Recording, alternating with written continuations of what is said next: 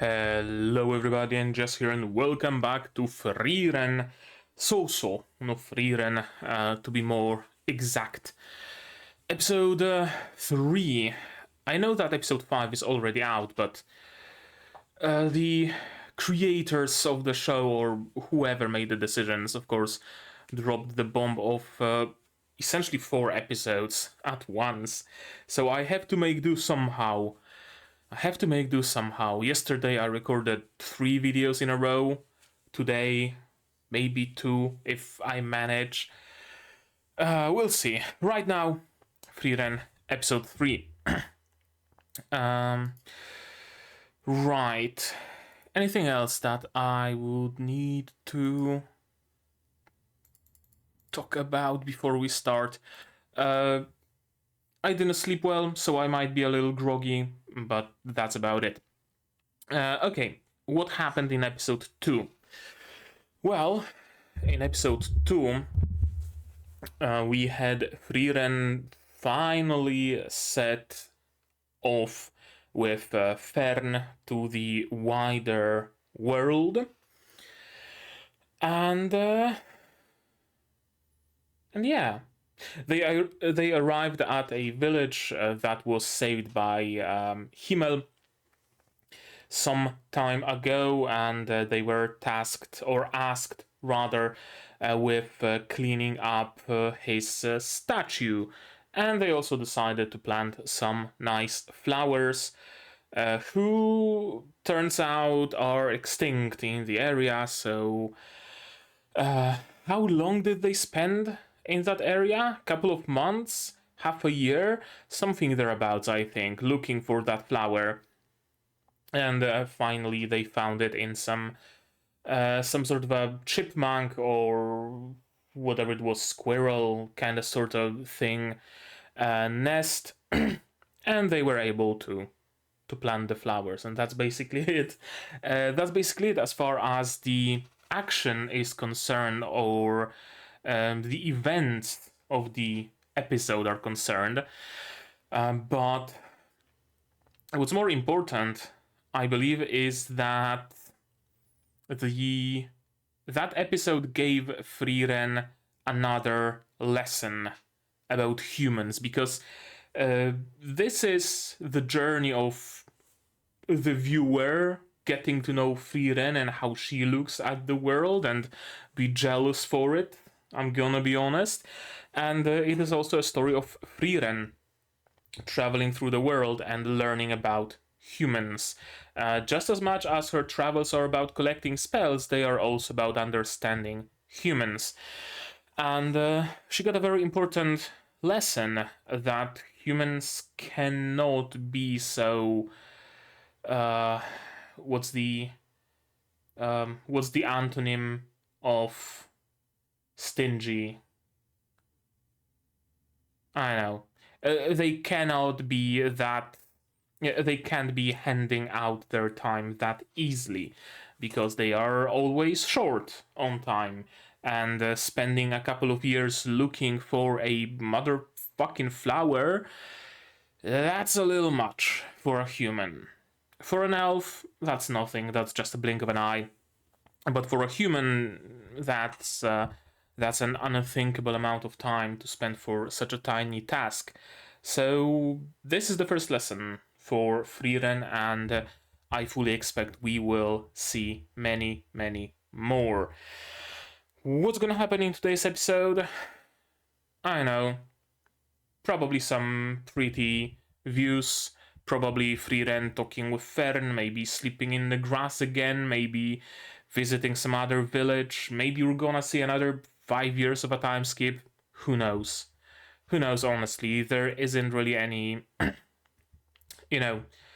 overarching plot that we have to, progress towards.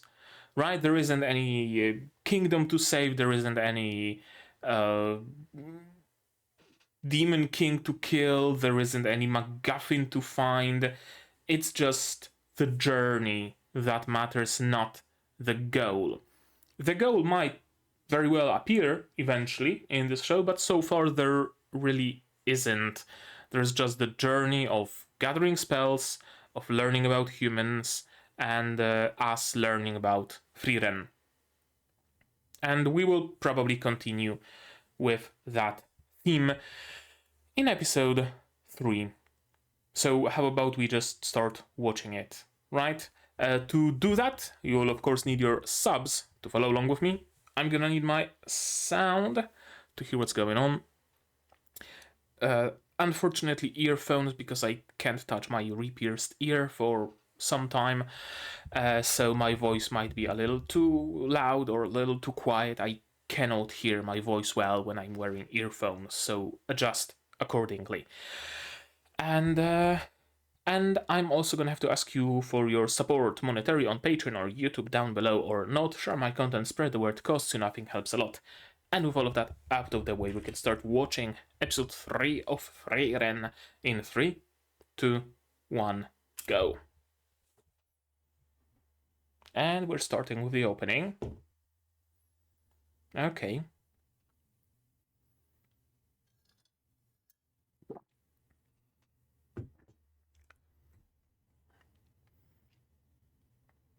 I wonder if it's gonna grow on me.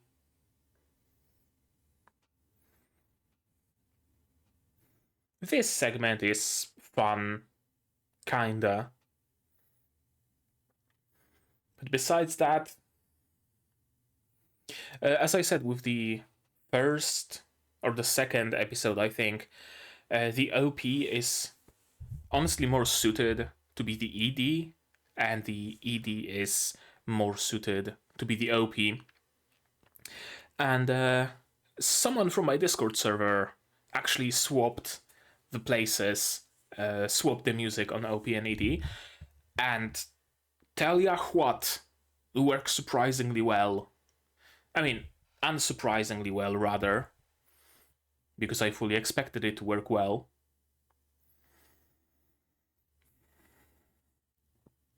But yeah, it is what it is. This is a great section, though. I'm always a fan of those, like, quickly chanted chorus.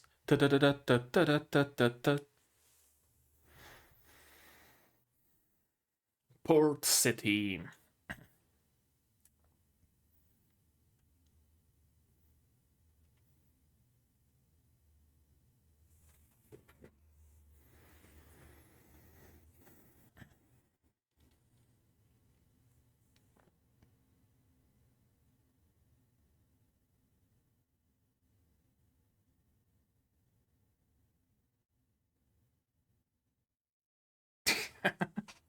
Herbs and stuff, okay. That's a great pace.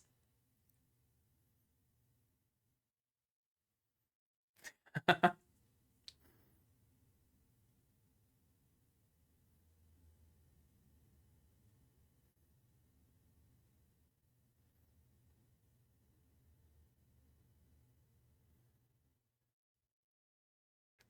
mean, yeah, sure. Yeah. That one's useful.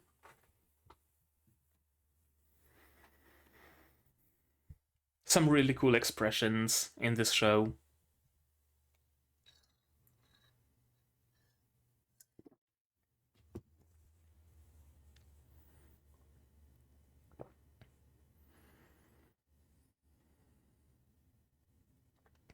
Jewelry.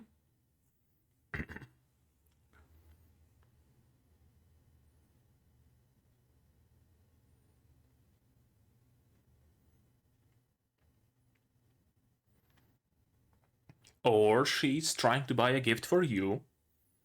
That's also a possibility, and that's usually how it goes.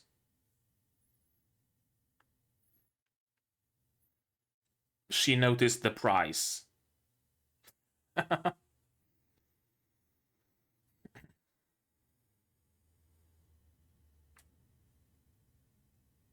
Congratulations, you got yourself a familiar.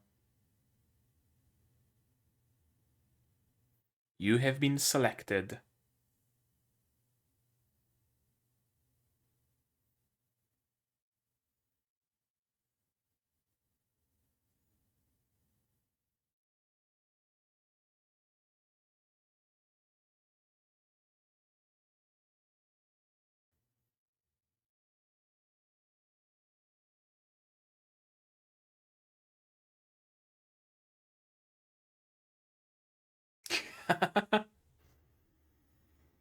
Yeah, how dare she go eat some sweets alone?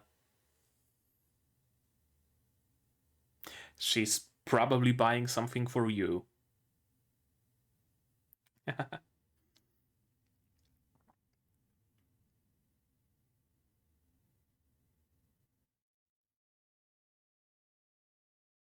Well, that's a shady place.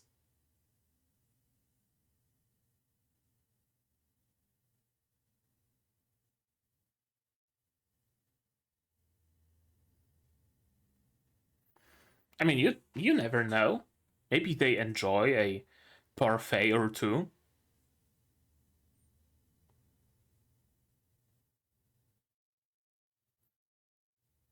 Exactly.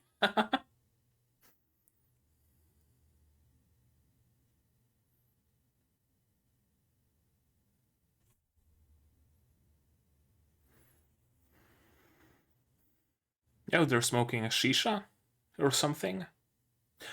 Adventurers, okay. Not bandits.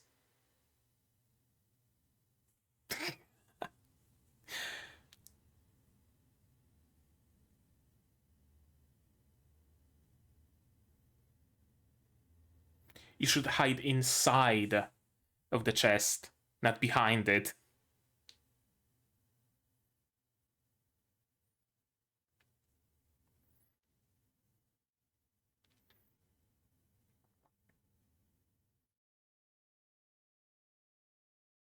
It's a very nice room.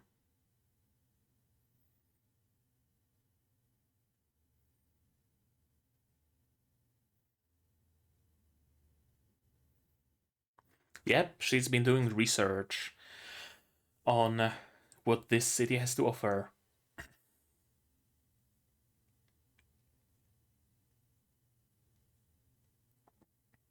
That's a very pretty sight.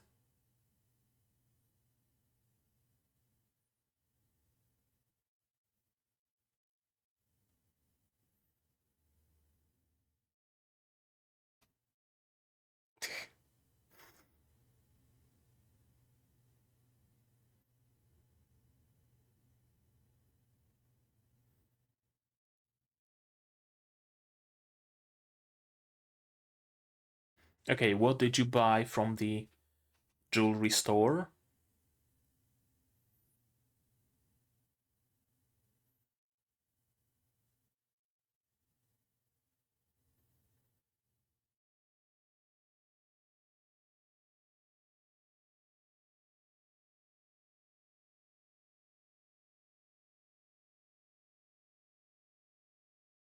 Her favorite, I assume?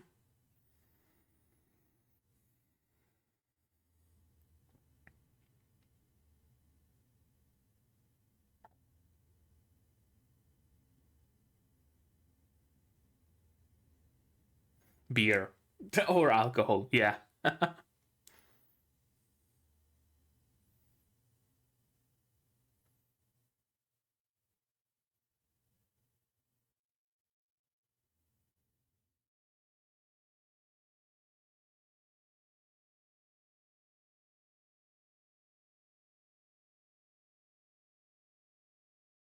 Yep, it was a gift all along. As it usually goes. And we have a reason for the gift. A necklace? A brooch. Okay. Yeah, that's pretty. Not a brooch, a hairpin. Okay. Are you going to wear it?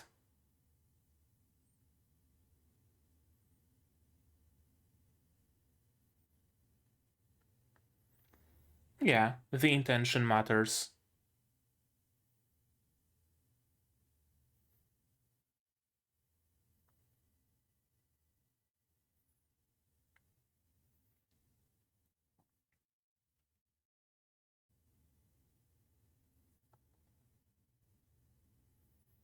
Okay, she is going to wear it. That's good. I was afraid it's just gonna, I know, be stored for better occasions or, I know, something like that. But no, it seems like she's gonna be wearing it on the daily. That's good. Nope. I mean, collecting spells. But besides that, not really.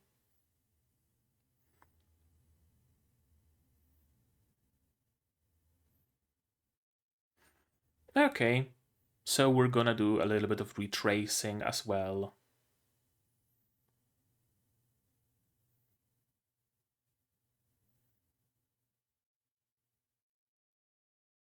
Hmm.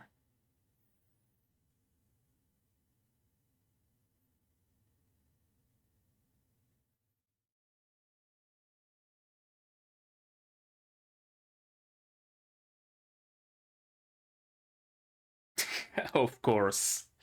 Of course. Comparing chest size. We can't do without it, can we? I mean, it is a staple of anime, so.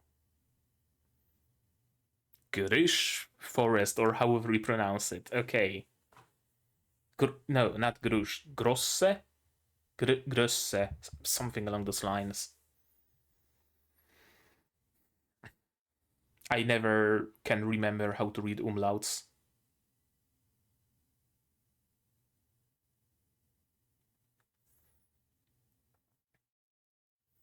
Okay, a little sparring.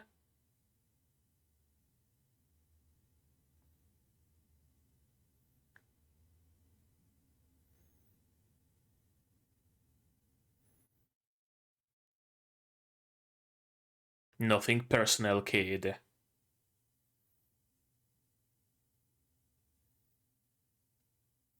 Time to finish you off.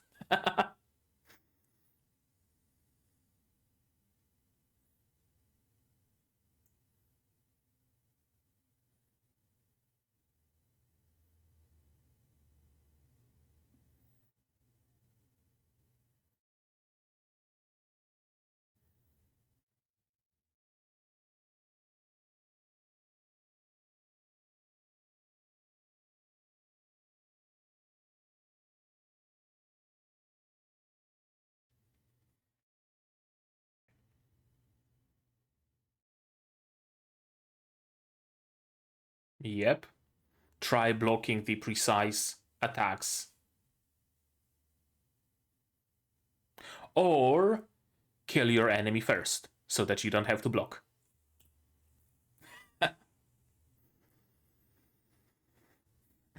Who's gonna fall into the river? Neither of them. Yeah, defense is probably the most important.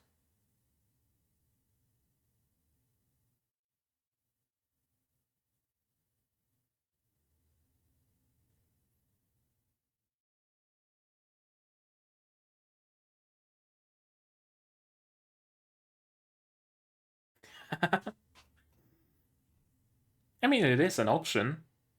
An audiobook, a live audiobook. Another village.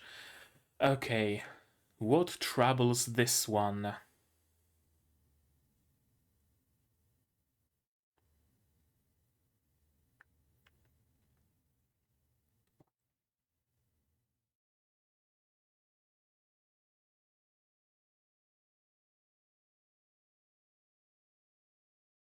Frieren.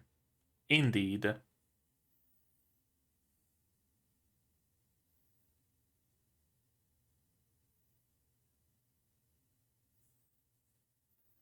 Qual. Whatever that is. Okay, so a demon general kinda sort of thing.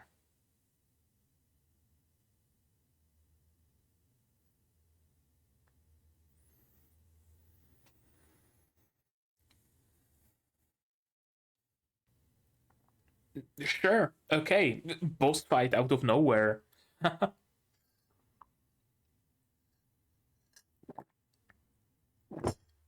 Hmm.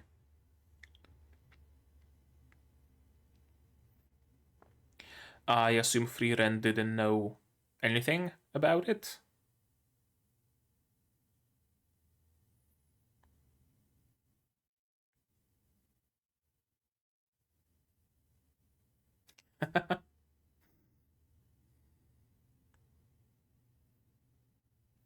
Yeah, she did return after all.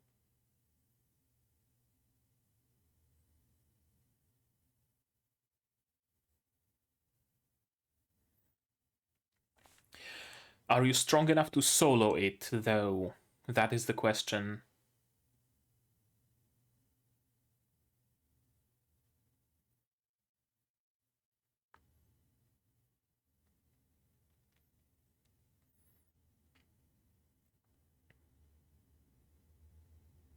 Oh, that was a very nice sound.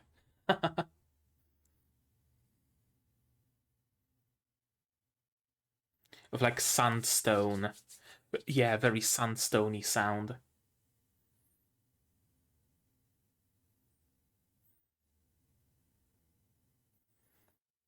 They weren't strong enough to defeat it,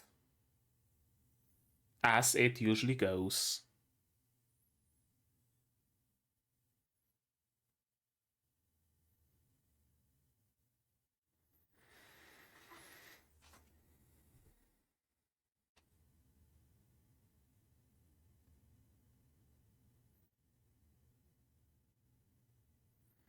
Hmm.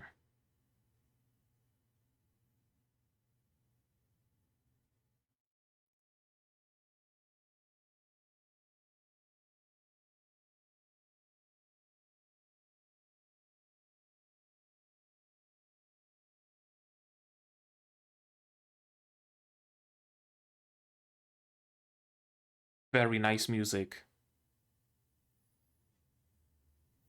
Oh?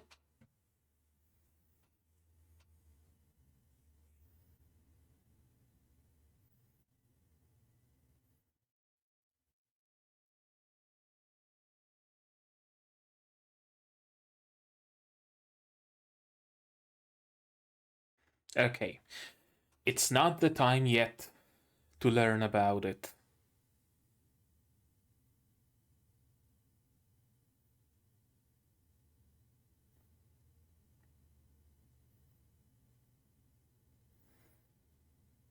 Will her defensive spells even mean anything, though? Does it really make any sense to keep up your defenses and be on the guard if your defenses and your guard can just be pierced? Unless the shielding spell that Frieren teaches Fern is an improved version that cannot be pierced. That's a possibility.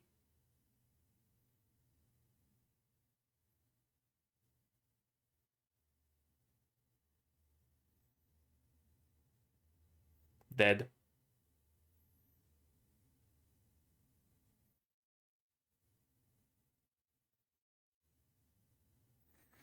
I have expected him to just say, "Oh, well, good thing I'm finally free. Thank you for killing that old coot."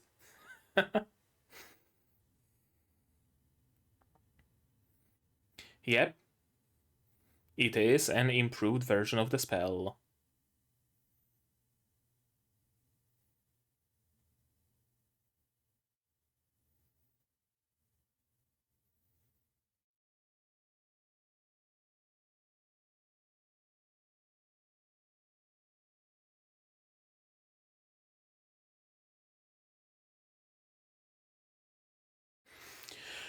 Yeah, well, that doesn't really explain much.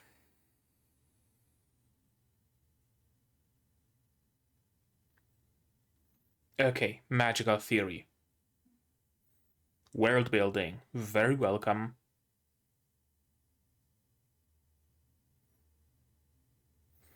Researched. And yeah, exactly. Whenever someone develops a sword, someone else develops a shield.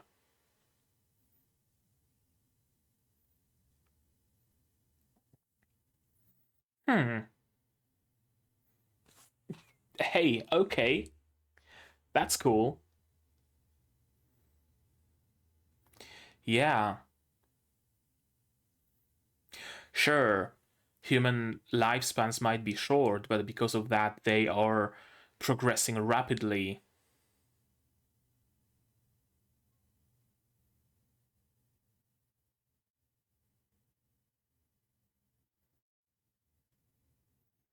And he already figured it out.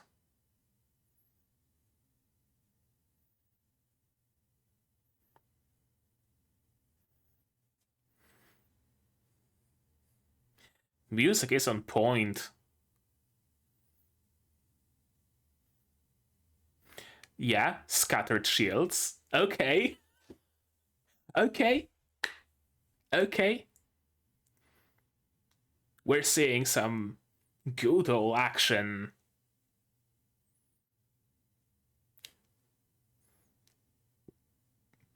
Come on, Fern. Are you strong enough?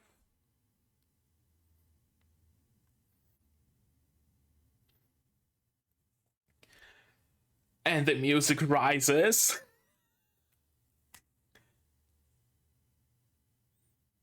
That was fun.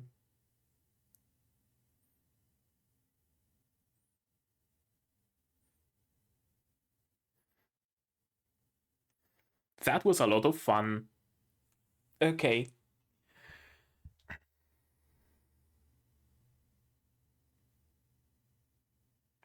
And a fairly easy fight, all in all.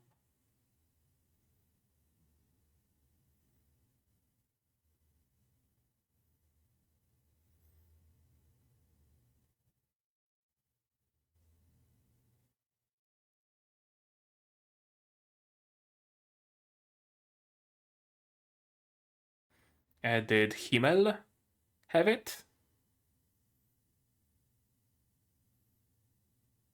Oh. Okay.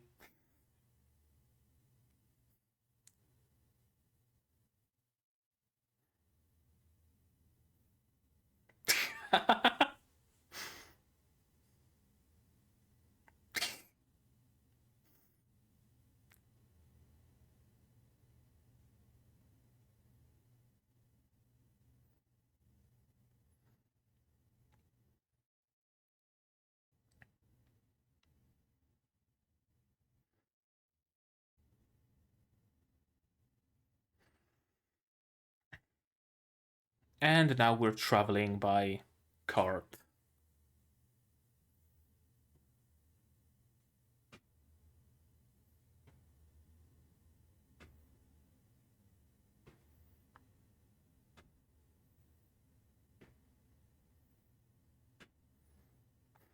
Yeah, he probably knew that he's probably not gonna be alive long enough.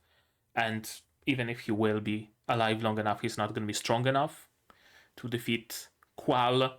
So he trusted Frieren that she's gonna handle it. And his trust wasn't misplaced, of course.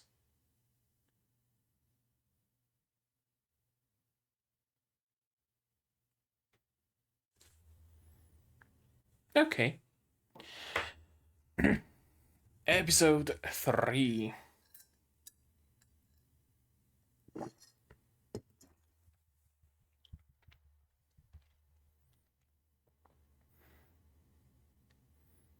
I don't think there's gonna be any sort of like after credits scene or anything of the sort.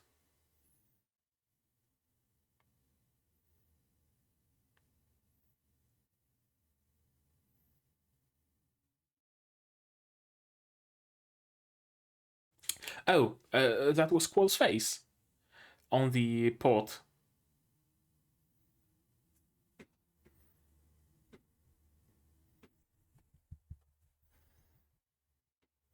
Yeah, this warrants both earbuds.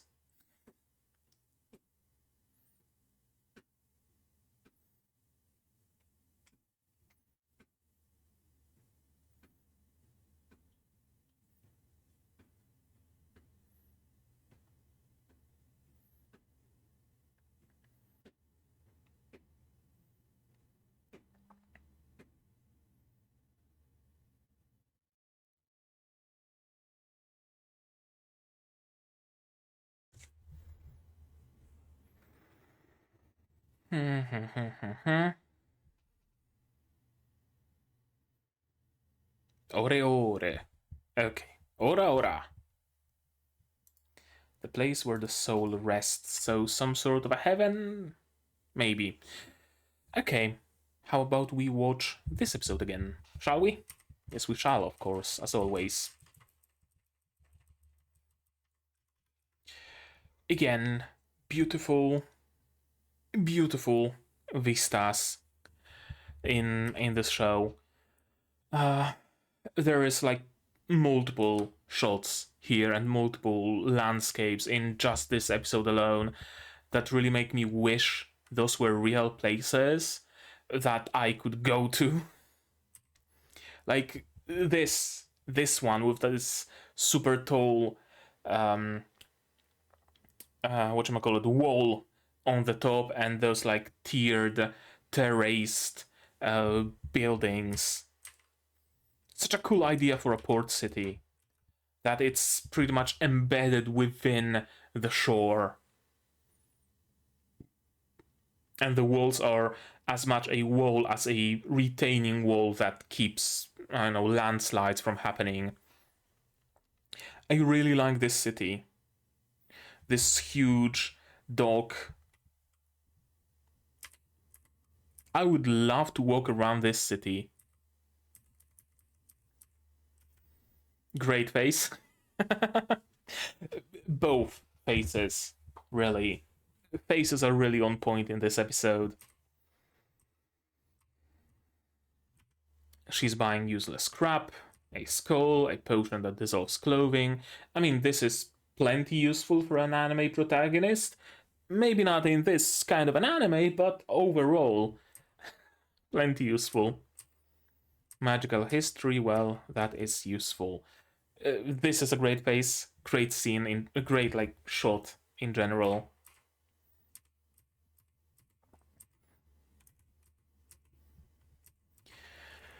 And yeah, it is. Before that, I really like how Frieren actually shows emotions. Honestly, after watching this episode, Fern is much more emotionless than Frieren. And this is wild, because my initial impressions of Frieren were that she's completely emotionless, but she emotes more than Fern.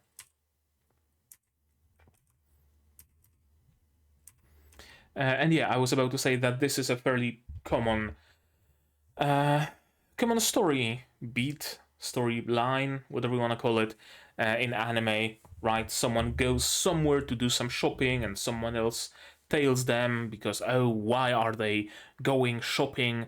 Why is Hazume-kun going with this girl to the shopping mall and shopping with her? Is he cheating on me?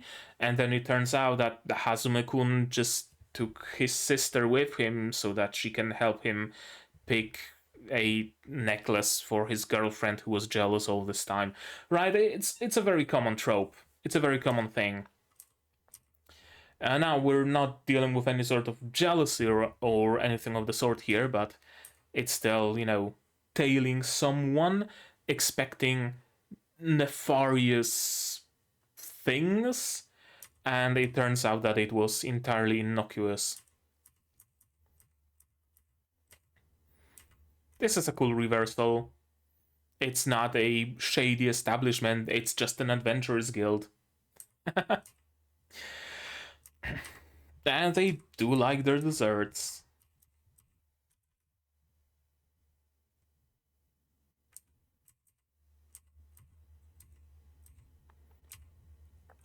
I really liked this storyline because, again, it kinda changed my perception of this show. Or rather, changed my initial impressions because just as my initial impressions of Frieren were that she's going to be completely emotionless, my initial impressions of this show were that it's going to be just, entirely melancholic. The themes of this show will be regret, grief, death, And, shit like that. That it's going to be fairly bleak, maybe even at times.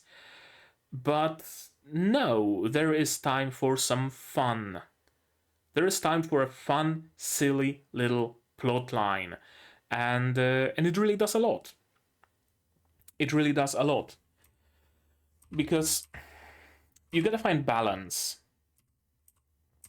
You gotta find balance in storytelling. And this is something I've been playing plenty of gacha games, perhaps too many of them. But one common thing I noticed is that the stories in those gachas can go just balls to the wall depression. Whenever a new character appears, there is no hope that they will survive. Whenever someone goes missing, there's no hope that they will be found alive. Whenever there is some shimmer of hope appearing, it's probably false, or the villain is going to grow more powerful and completely extinguish that shimmer. Arknights is kinda like that. Punishing Grey Raven is kinda like that. Girls Frontline is entirely like that. And it leads to angst fatigue. When everything is depressing and angsty and just bad and bleak, then nothing is. Then you just stop caring. Then you just learn that, oh, nothing good is probably going to happen in this story, so I'm not even getting my hopes up. So whatever bad thing does happen in the story has no effect on you. That's why it's important to have some, I don't know, make summer event fun. Arknights kinda sorta does it. Summer events are usually mostly fun without any of the bleakness of the world. Punishing Grey Raven, not so much. GFL, sometimes there are like fun events, like the Christmas one was fun, but besides that, it's just depresso. So yeah, it really matters that even if the whole series was about to be bleak, and I don't think it's going to be, those tiny little happy moments would really serve to accentuate that bleakness and give us a little bit of relief. But again, I don't think, at this point at least, I don't think Frieren is going in the direction of Girls Frontline, where worse turns to worse, turns to worse, turns to worst, and then it turns out that it wasn't actually worst, it can be even worse than that. But even in a context of like melancholy, this is a fairly melancholic moment, right? Frieren opening up, Fern opening up, Frieren reminiscing of her comrades, realizing and actually telling Fern that, hey, I don't know anything about you, I don't know what you like. Utilizing that lesson that she learned with Himmel's death. And all of that wouldn't have as much of an impact if not for that fun little chase, quote unquote, sequence before that. This is the light on this hairpin.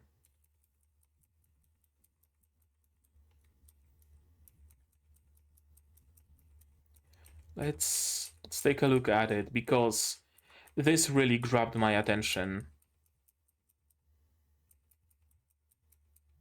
Yeah, the way the highlights move on this pin. And it's not CG. It's not CG. Doing something like that in CG is fairly trivial, but this is not CG, I don't think, unless it's rotoscoped or something. But yeah, the light movement here is really grabbed my attention, because you very rarely see this much effort put into just some light movement.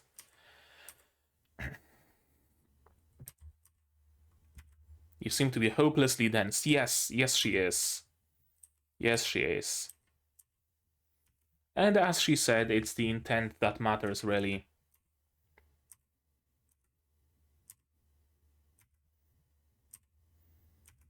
The city's kinda inconsistent. I knew I'm gonna find something.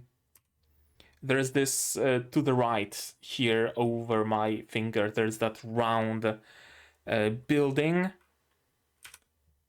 And here, there's no round building. There's just a square one. Unless it's just, you know, lower definition, and that's why it doesn't show that way. But it's whatever, really. I was just curious if there are any differences. I really like this city. Especially when I saw this dock with those high walls and those two semicircle buildings at the top. I immediately got an urge to fire up Unreal Engine, Blender, and just make it a playable map. I'm probably not gonna, but I did get the urge.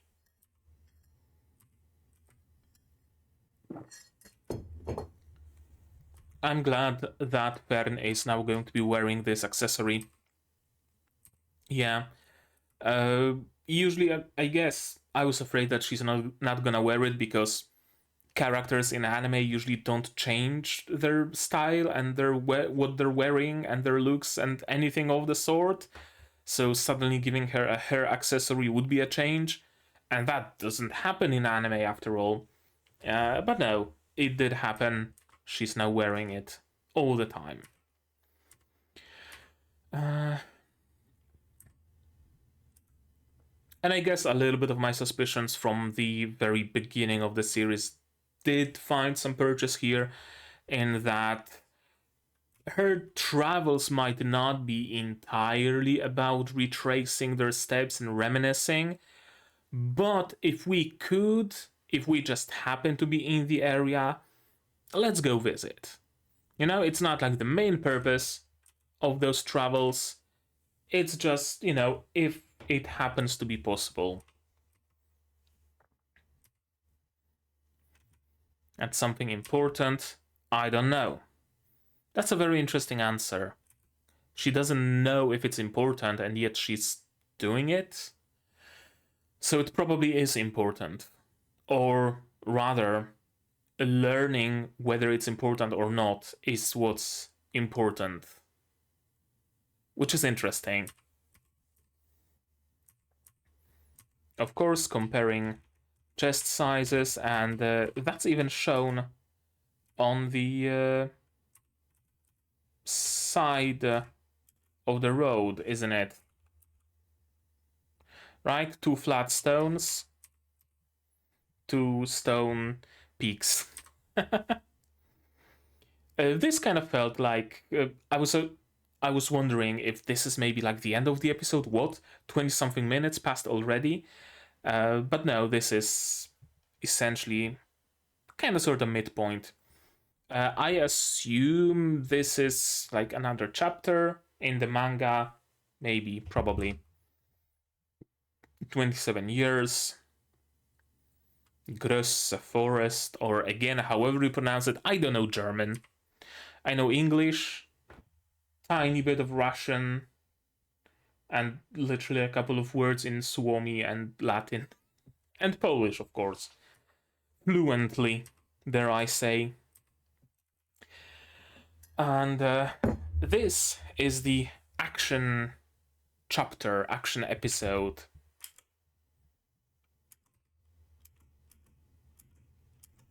I really like that their magic is so formless. I already said it, that she's not firing fireball, fireball, icicle, ice spear, water band, fireball, and, you know, stuff like that. No, just beam. And the response to beam is shield. Very simple, but very unique because of that. And not quite as simple because while the spells might not be varied, the mage seems to have a lot of control over that spell. It can weave, it can find gaps in the defenses, it can move. It can be duplicated, triplicated, launched in a volley. And I also really like the visual effect of this spell. I love those stairs. Don't ask me why, but I love those stairs going up to the water surface. I think I know why. Because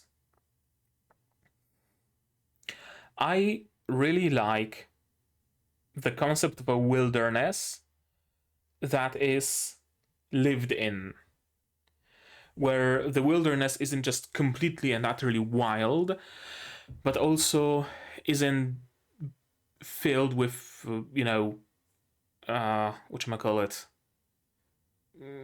like concrete or stone plazas and tall buildings and walls and shit like that, right? I really like that midpoint.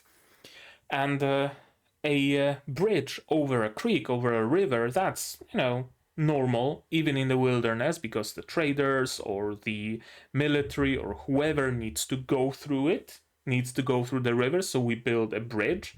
It's purely utilitarian. But then there's those little steps. They don't serve any purpose for the merchants who need to cross the river. They don't serve any purpose to the armies who need to cross the river, but they might serve a purpose to the local housewives who go through a little bit of this wilderness to get to the creek and wash the clothes, for example. I really like it.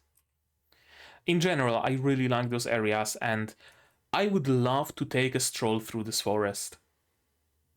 I would absolutely love to. Sit on the stair, just sit down, look at the water, eat a sandwich, talk with someone, or just even sit in silence, read a book, and just go on my way through this part of the forest and all those other parts of the forest. It's really making me nostalgic.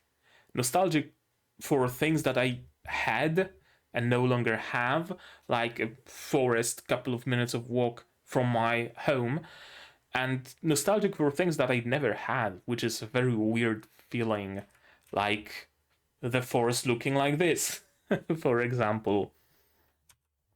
Yeah, we didn't have a bridge like that. We didn't even have any sort of a creek or a stream or anything of the sort. This is a very interesting limitation of defensive magic. You can't just turtle yourself up because you're gonna exhaust your mana really quick. So, just as the offensive mage needs to weave their spell around your defenses, you, being on the defense, also need to weave your defensive magic to intercept that offensive. It really makes the magic duels much more active, right? Because magic duels with this system of having to move around those hexagonal shields makes the combat more akin to melee combat, where someone swings at you, so you need to block that swing. And someone swings from down below, so you need to block that swing. And it's very dynamic because you need to block, then slice, then maybe you have a buckler, so you block a little bit that way, right? It's very dynamic. Magical battles usually, well, maybe not usually, but often consist of two mages standing on the opposite sides of the battlefield, just shooting spells at each other, and one of the mages casts red beam, then the other casts blue beam, and the beams meet in the middle, and there's an explosion. And it's overall fairly static, because it's the magic itself that does the fighting, basically, if that makes any sense. Meanwhile, those mages are basically statues. This really adds a lot of dynamicism to the combat. You no longer can just summon a shield and tank the beam, and you can no longer just cast a beam. You need to cast a beam, but also move that beam around to go around the defenses of your opponent. And the person on the defense needs to cast cannot just cast a turtle shield on themselves and just tank it. They also need to weave their little hexagons of shields, which is cool. I really, really enjoy the concept. I really thought at least one of them is gonna fall into the river, but no. Whew, I get winded. I really like, again, that defensive magic is the first thing that is taught because it makes sense. You're not gonna have enough time to learn offensive magic if you just die, right? And of course, Frieren hasn't read the book. Qual. Elder Sage of Corruption, Qual.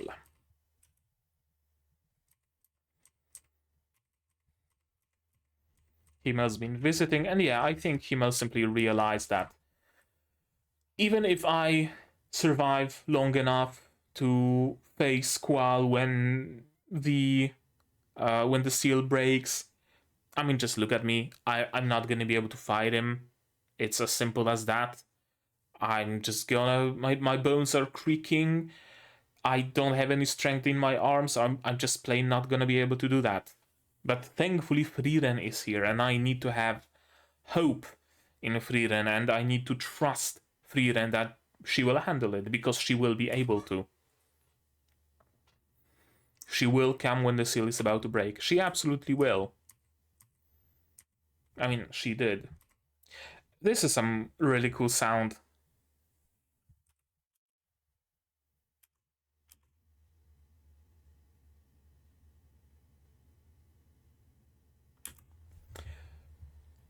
Very sandstone-y, if it makes any sense. When you have a block of sandstone and you move your hand across that block of sandstone, and those tiny little grains of sand get freed from the stone, you get this kind of a sound and this kind of a feeling on your hands. And this was a very visceral sound to me because I like felt it in my hand, felt how it feels to the touch.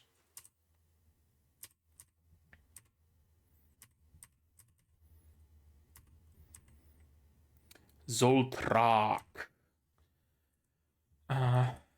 Very cool effects. Again, the animation, the art in this series is absolutely on point. Pierces not only defensive spells, but also magic resistance on armor, armor itself, shields, everything else.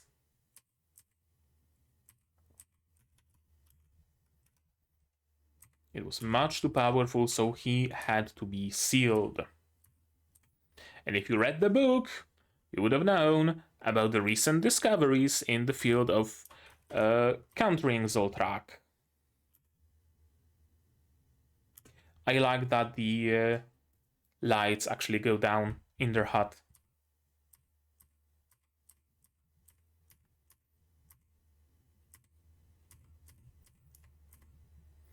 I really was expecting Qual to become a friend. Honestly, at this point, I just expected him to say, "Oh well, it's a good thing that the Demon Lord died. I never really liked him anyway. Can I just hang around the place? I'm not gonna bother anybody. I just, just wanna live my life or something." But no, he went, of course, for the vengeance route, casting Zoltrak.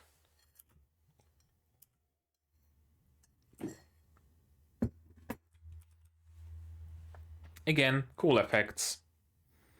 And Zoltrak has no effect.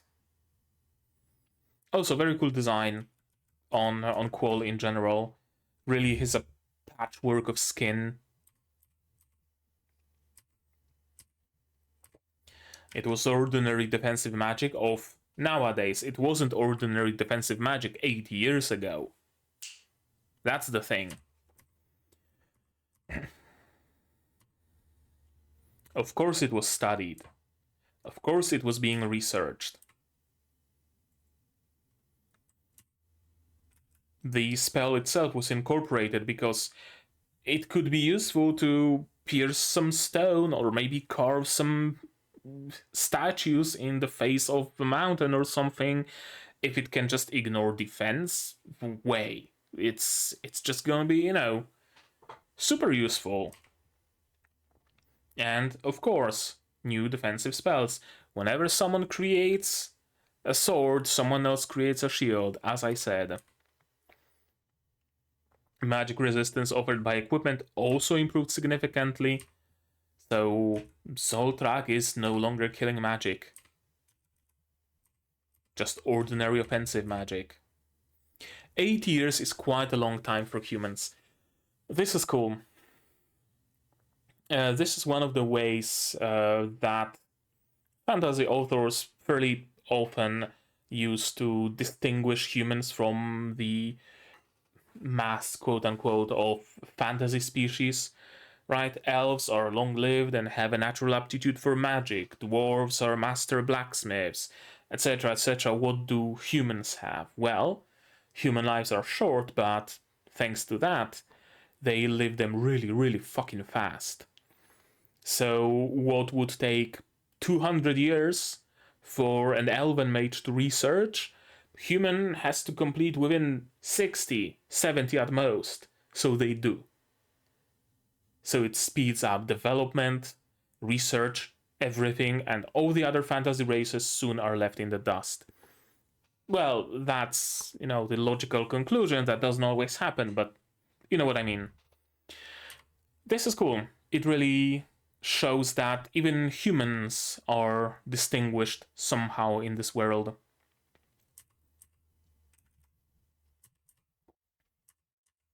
Of course, he, being the master mage, figured out the trick.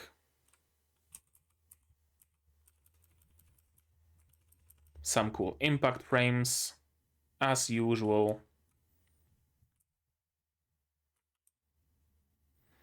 Amazing music all the way throughout. And Frieren deflecting all those spells with floating hexagonal shields.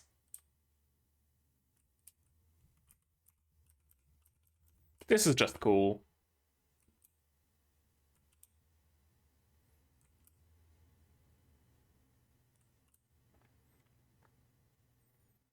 Yeah, this is just cool. And she's able to even block this big, big blast, at least for long enough for Frieren to fire the Zoltrak back at Quoll. And yeah, this really shows time progression, and apparently Himmel had at least a crush on Frieren, which is again fairly standard when it comes to fantasy teams going through the world like that. And it really shows the progression of time.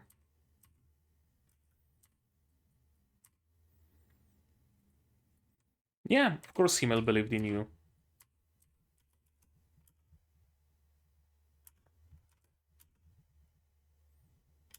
And she's smiling. Good girls get headpats. That was a cool episode. That was a cool episode. Also, I'm glad they are taking some sort of a transportation right now. I really would expect that they would have a horse or something at this point instead of just walking, but maybe not.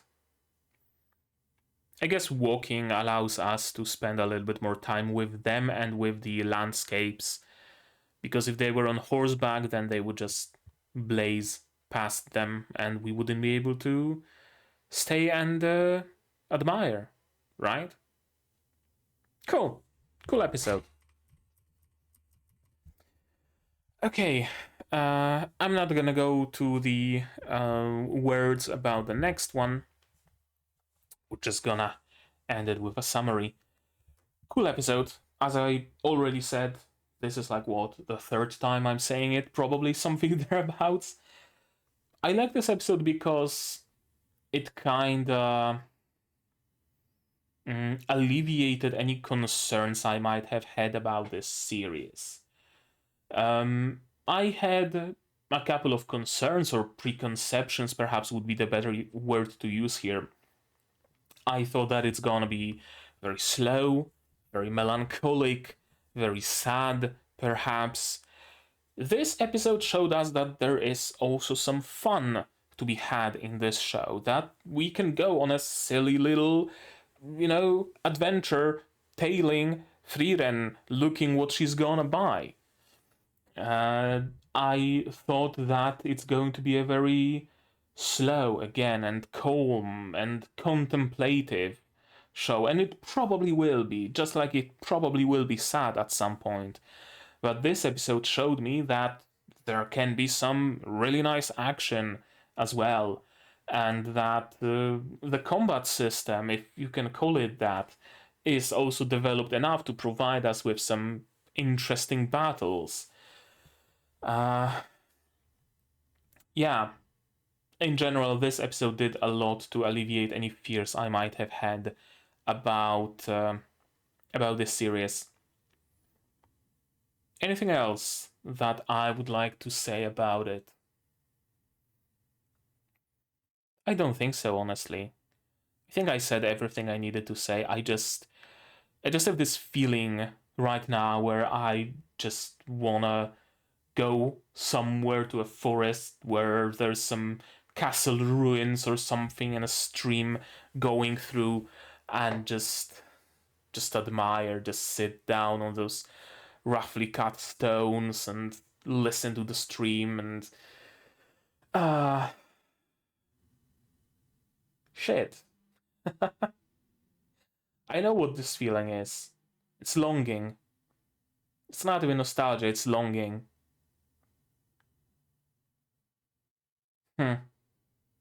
I'm gonna have to look whether in my area there are any places like that fit the description where I could go by bus or train or something.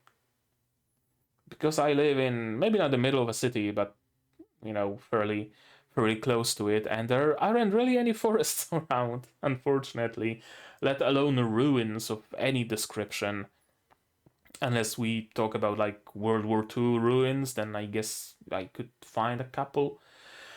Yeah, this show's got me longing.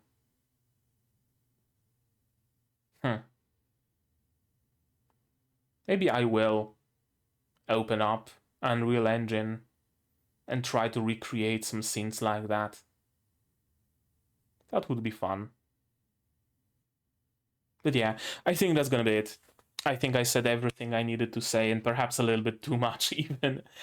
But maybe you guys have something more to add about this episode. If so, say so in the comments down below. What did you think about this episode, about my reaction, my theories, whatever I might have had? No spoilers. Those spoilers go to the Discord here, also in the description below. Like this video if you liked it, dislike it if you didn't, but tell me why so I can improve. Subscribe to the channel to be notified of future releases of not only Frieren, but also Magia Record, Helk, Zom 100 whenever that comes out, Shy, Nanatsu no Makengashi Haisuru, Saihate no Paladin Season 2, and plenty of others coming at you in the future. I also stream sometimes, so you might wanna click the bell icon to be notified when I go live. Support the channel if you want monetarily on Patreon down below, where for $10 a month you get early access to non-seasonal shows like Magia Record, and for just $1 you get a role on the Discord and a place in the credits. You can also support me monetarily on YouTube itself via memberships, super thanks, stuff like that, also down below. And if you don't want to spend any money whatsoever, share my content, spread the word. It costs you absolutely nothing and helps the channel a lot. And now, with all of that out of the way, that's gonna be it from me for today. So as always, you guys do the good stuff. And I'm gonna see you in the next one. Cheers. And And here's my wonderful Patreons: QB Without the Net, The Cripple Survivor, Zetran, Zay Rainer, Shoshu, Akamasar, Fassel, David, Dr. Watt, Marshik, and Hans Peter, and you can join them without having to fight any demons.